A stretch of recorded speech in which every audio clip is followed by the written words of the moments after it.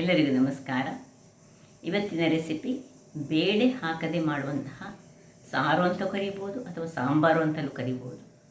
ಹೆಚ್ಚಾಗಿ ಒಮ್ಮೊಮ್ಮೆ ನಮ್ಮ ಹತ್ರ ಬೇಳೆ ಇರುವುದಿಲ್ಲ ಅಥವಾ ಒಮ್ಮೊಮ್ಮೆ ನಮಗೆ ಬೇಳೆ ಹಾಕಿ ಮಾಡೋದು ಬೇಡ ಅಂತ ಕಾಣ್ತದೆ. ಹಾಗಿರುವಾಗ ಖಾಲಿ ಒಂದು ಎರಡೇ ಎರಡು ಟೊಮೆಟೊವನ್ನು ಬಳಸಿ ಮಾಡಿದಂತಹ ಒಂದು ರುಚಿಕರವಾದ ಸಾಂಬಾರು ಅಥವಾ ಸಾರು ಇಡ್ಲಿ ತಿನ್ನಲಿಕ್ಕೆ ಸಾಕ್ತದೆ. ಅನ್ನದೊಟ್ಟಿಗೆ ಕಲಸಿ ಊಟ ಮಾಡಲು ಬಹಳ ರುಚಿಕರವಾಗಿ ಬರುವಂತಹ ಈ ಸಮ್ಮರ್ ಸೀಸನ್ನಲ್ಲಿ ಕ್ವಿಕ್ಕಾಗಿ ಮಾಡುವಂತಹ ಒಂದು ಸಾಂಬಾರು. ಹಾಗಾದರೆ ಯಾರೆಲ್ಲ ನನ್ನ ಚಾನಲನ್ನು ನೋಡ್ತಿದ್ದೀರಿ, ಯಾರೆಲ್ಲ ಇನ್ನೂ ಸಬ್ಸ್ಕ್ರೈಬ್ ಮಾಡಿಲ್ಲ, ದಯವಿಟ್ಟು ಸಬ್ಸ್ಕ್ರೈಬ್ ಮಾಡಿ ಸಪೋರ್ಟ್ ಮಾಡಿ ಅಂತ ಹೇಳುತ್ತಾ ಬನ್ನಿ ಯಾವ ರೀತಿಯಲ್ಲಿ ಕೆಲವೇ ಇಂಗ್ರೀಡಿಯೆಂಟ್ಸನ್ನು ಬಳಸಿ ಈ ಸಾರನ್ನು ಅಥವಾ ಸಾಂಬಾರನ್ನು ಮಾಡುವುದನ್ನು ನೋಡೋಣ. ನಮಸ್ತೆ ಮಿತ್ರರೇ. ಇವತ್ತು ಈ ಕೊಟ್ಟಿಗೆ ಉಂಟಂದರೆ ಗುಂಡ ಅಂತ ನಾವೇನು ಕರೀತೇವೆ, ಇದಕ್ಕೀಗ ಸಿಂಪಲ್ ಆದೊಂದು ನನಗೆ ಸಾಂಬಾರು ಮಾಡಬೇಕು, ಟೈಮ್ ಇಲ್ಲ, ಅದರಿಂದಾಗಿ ಕ್ವಿಕ್ಕಾಗಿ ಮಾಡುವಂತಹ ಒಂದು ಖಾಲಿ ಬೇಳೆ ಏನು ಯೂಸ್ ಮಾಡದೆ ಒಂದು ಎರಡೇ ಎರಡು ಟೊಮೆಟೊವನ್ನು ಯೂಸ್ ಮಾಡಿ ಒಂದು ಸಾಂಬಾರು ಅಂತ ತಯಾರಿಸೋಣ. ಈ ಸಾಂಬಾರು ತಯಾರಿಸಲಿಕ್ಕೆ ನಾನೀಗ ಮೊದಲಿಗೆ ಏನು ಮಾಡ್ತೇನೆ ಹೇಳಿದರೆ, ಒಂದು ಕುಕ್ಕರನ್ನು ತೆಗೆದುಕೊಳ್ತೇನೆ. ಕುಕ್ಕರನ್ನು ಆನ್ ಮಾಡಿಕೊಂಡು ಅದರಲ್ಲಿ ಈ ಎರಡು ಟೊಮ್ಯಾಟೊವನ್ನು ಹಾಕ್ಕೊಳ್ತೇನೆ. ಒಂದು ಲೋಟದಷ್ಟು ಅಂದರೆ ಮುಳುಗುವಷ್ಟು ಅದು ನೀರನ್ನು ಹಾಕ್ಕೊಂಡು ಅದನ್ನು ಮುಚ್ಚಿ ಒಂದು ವಿಸಿಲ್ ತೆಗೆದುಕೊಳ್ತೇನೆ. ಇದಿಲ್ಲಿ ಒಂದು ವಿಸಿಲ್ ಆಯಿತು, ಇದು ಸಾಕು. ಒಂದು ವಿಸಿಲ್ ಆದ ಕಾರಣ ಇದನ್ನೀಗ ಹೀಗೆ ತೆಗೆದುಕೊಂಡು ತಣ್ಣಗಾಗಕ್ಕೆ ಬಿಡೋಣ. ಇಲ್ಲಿ ಒಂದು ಬಾಣಲೆಯನ್ನು ಇಟ್ಕೊಂಡಿದ್ದೇನೆ. ಅದರಲ್ಲಿ 1-2 ಚಮಚದಷ್ಟು ಎಣ್ಣೆ ಬಿಸಿಯಾಗುವಾಗ ಸಾಸಿವೆ ಹಾಕೊಳ್ಳೋಣ. ಸ್ವಲ್ಪ ಉರಿ ಸಣ್ಣದಾಗಲಿ. ಸಾಸಿವೆ ಸಣ್ಣದಾಗುವಾಗ ಕರಿಬೇವಿನ ಸೊಪ್ಪಾದ ಮೇಲೆ ಸಾಸಿವೆ ಚಟ್ಪಟ ಆಯಿತು. ಈಗ ಕರಿ ಲೀವ್ಸ್ನ ನಂತರ ಒಂದು ಒಣಮೆಣಸು ಹಾಕ್ಕೊಂಡೆ. ಈಗ ನಾನು ಸಣ್ಣದಾಗಿ ಹೆಚ್ಚಿಟ್ಟಂತಹ ನೀರುಳ್ಳಿಯನ್ನು ಹಾಕ್ಕೊಳ್ತಿದ್ದೇನೆ. ನೀರುಳ್ಳಿಯನ್ನು ಹಾಕ್ಕೊಂಡು ಚೆನ್ನಾಗಿ ಸ್ವಲ್ಪ ಇದನ್ನು ಈಗ ತಿರುಗಿಸ್ಕೊಳ್ಳೋಣ. ಇನ್ನು ಈ ಹುಳಿ ಯೂಸ್ ಮಾಡುವವರು ಹುಳಿ ಯೂಸ್ ಮಾಡ್ಬೋದು. ನಾನು ಬಿಂಬುಳಿಯನ್ನು ಯೂಸ್ ಮಾಡ್ತಿದ್ದೇನೆ. ಬಿಂಬುಳಿ ಕೆಲವರ ಹತ್ರ ಇರುವುದಿಲ್ಲ, ಹಾಗಾಗಿ ನಾನು ಈ ಬಿಂಬುಳಿಯನ್ನು ಇದಕ್ಕೆ ಹಾಕ್ಕೊಂಡು ಇದನ್ನು ಸಣ್ಣ ಉರಿಯಲ್ಲಿ ಒಂದು 5 ನಿಮಿಷಗಳ ಕಾಲ ಅಲ್ಲೇ ಬೇಯಿಸ್ಕೊಳ್ತೇನೆ. 5 ನಿಮಿಷ ಬೇಡ, ಒಂದು 3 ನಿಮಿಷ ಸಾಕು, ಬೇಯಿಸ್ಕೊಳ್ಳೋಣ. ಇದೀಗ ಆಗ್ತಾ ಈಗ ಒಮ್ಮೆ ನಡುವಲ್ಲಿ ತಿರುಗಿಸಿಕೊಳ್ಳಿ. ಮತ್ತು ಇಲ್ಲೀಗ ಟೊಮ್ಯಾಟೊವನ್ನು ಬೇಯಿಸಿಕೊಂಡಿದ್ದೇವೆ, ಅದನ್ನು ಹೊರಗೆ ತೆಗೆದುಕೊಳ್ಳೋಣ. ಅದರ ಸಿಪ್ಪೆ ಈಗ ತೆಗಿಲಿಕ್ಕೆ ಉಂಟು ನಮಗೆ.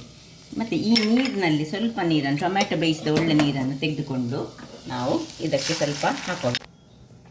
ಟೊಮೆಟೊ ಸಿಪ್ಪೆ ತೆಗೆದುಕೊಳ್ಳೋಣ. ಸಿಪ್ಪೆ ತೆಗೆದುಕೊಂಡು ಇದನ್ನು ಮಿಕ್ಸಿ ಜಾರ್ನಲ್ಲಿ ಹಾಕ್ಕೊಳ್ತಿದ್ದೇನೆ. ಕೂಡಲೇ ಆಗುವಂಥದ್ದು ಇದು ನೋಡಿ. ಇನ್ನು ಇದಕ್ಕೆ ಒಂದು ಕಾಯಿಮೆಣಸು, ಒಂದು 4-5 ಬೆಳ್ಳುಳ್ಳಿ, ಸ್ವಲ್ಪ ಕೊತ್ತಂಬರಿಯ ಸೊಪ್ಪು, 1-2 ನೀರುಳ್ಳಿಯ ಪೀಸಸ್ಗಳು, ಮತ್ತು ಈ ಉಳಿದ ನೋಡಿ ಹೀಗೆ ಸ್ಲಿಟ್ ಮಾಡಿದ್ದೇನೆ ಈ ನೀರುಳ್ಳಿಯನ್ನು ಈಗ ಪುನಃ ಇದು ನೋಡಿ ಒಳ್ಳೆ ಬೆಂದಿದೆಲ್ಲ, ಇದು ಈಗ ಇಷ್ಟು ಜಸ್ಟ್ ಇದಕ್ಕೆ ಹಾಕ್ಕೊಂಡು ಇದಕ್ಕೆ ಸ್ವಲ್ಪ ಉಪ್ಪನ್ನು ಹಾಕೊಳ್ಳೋಣ. ಉಪ್ಪನ್ನು ಹಾಕ್ಕೊಂಡು ಸ್ವಲ್ಪ ತಿರುಗಿಸಿಕೊಂಡು ಅದೇ ಸಣ್ಣ ಉರಿಯಲ್ಲಿ ಇದು ಅಲ್ಲೇ ಇರಲಿ. ಇದನ್ನೀಗ ಗ್ರೈಂಡ್ ಮಾಡಿ ತರ್ತೇನೆ. ವೀಕ್ಷಕರೇ, ಇಲ್ಲಿ ನೋಡಿ ಇದು ಗ್ರೈಂಡ್ ಆಗಿ ಬಂತು. ಈಗ ಇದನ್ನು ನಾವು ಇದಕ್ಕೆ ಶಿಫ್ಟ್ ಮಾಡಿಕೊಳ್ಳೋಣ.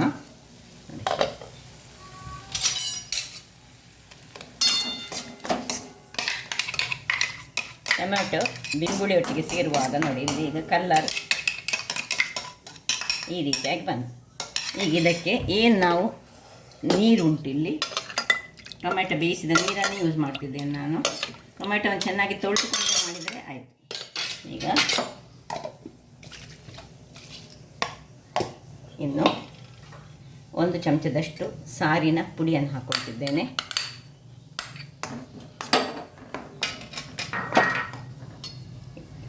ಸಾರಿನ ಪುಡಿಯನ್ನು ಹಾಕ್ಕೊಂಡು ಸ್ವಲ್ಪ ಹಳದಿಯ ಪುಡಿ,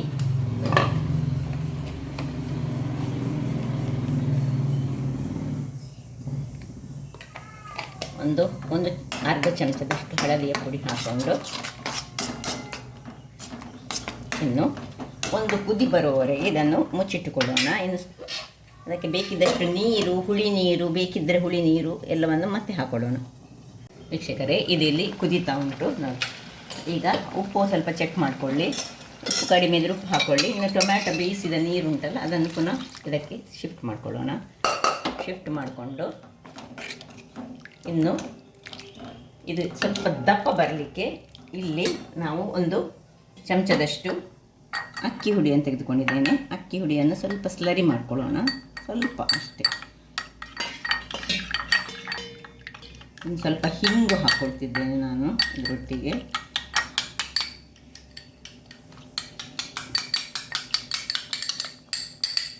ಅಕ್ಕಿ ಹುಡಿದು ಸ್ವಲ್ಪ ಹಾಕಿದರೆ ಸ್ವಲ್ಪ ದಪ್ಪ ಬರ್ತದೆ ನಮಗೆ ಸಾಂಬಾರು. ಯಾವ ರೀತಿಯಲ್ಲಿ ಬಂದು ನೋಡಿ, ಏನು ಬೇಳೆ ಇಲ್ಲದ ಒಂದು ಸಾಂಬಾರಿದು. ಈಗ ಇದಕ್ಕೆ ಸ್ವಲ್ಪ ಇನ್ನು ನೀರನ್ನು ಹಾಕ್ಕೊಳ್ತಿದ್ದೇನೆ. ಸ್ವಲ್ಪ ತೆಳು ಮಾಡ್ಕೊಳ್ಳೋಣ. ಇನ್ನು ಇಂಗಿನ ನೀರನ್ನು ಹಾಕ್ಕೊಳ್ತೇನೆ. ಹಿಂಗೆ ಇದ್ದರೆ ಪುಡಿ ಹಿಂಗಿದ್ದರೆ ಸೀದಾ ಪುಡಿ ಹಿಂಗನ್ನೇ ಹಾಕ್ಕೊಳ್ಳಿ. ಇಲ್ಲದಿದ್ದರೆ ಹಿಂಗೆ ಗಟ್ಟಿ ಹಿಂಗಾದರೆ ಹಿಂಗಿನ ನೀರು ಮಾಡಿಕೊಂಡು ಇದನ್ನು ಹಾಕ್ಕೊಂಡ್ರೆ ಆಯಿತು. ಇನ್ನು ಮುಚ್ಚಳವನ್ನು ಮುಚ್ಚಿಕೊಂಡು ಒಂದು 5 ನಿಮಿಷಗಳ ಕಾಲ ಅಥವಾ 2 ನಿಮಿಷಗಳ ಕಾಲ ಕುದಿಸ್ಕೊಳ್ಳೋಣ. ಏನು ಕುದಿ ಬರ್ತಾ ಅಷ್ಟು. ಒಮ್ಮೆ ಇಲ್ಲಿ ಹುಳಿ ಕಡಿಮೆ ಇದ್ದರೆ ಹುಳಿ ಹಾಕ್ಕೊಳ್ಳಿ, ಅಥವಾ ಖಾರ ನಿಮಗೆ ಕಡಿಮೆ ಆದರೆ ಖಾರದ ಹುಡಿಯನ್ನು ಹಾಕ್ಕೊಳ್ಳಿ, ಉಪ್ಪು ಕಮ್ಮಿ ಇದ್ದರೆ ಉಪ್ಪನ್ನು ಹಾಕ್ಕೊಳ್ಳಿ. ಇದೊಂದು ಕುದಿ ಬರಲಿಕ್ಕೆ ಇಡೋಣ. ವೀಕ್ಷಕರೇ ನೋಡಿ, ಒಳ್ಳೆ ಕುದಿ ಬರ್ತಾ ಉಂಟು. ಆಯಿತು, ರೆಡಿ ಆಯಿತು.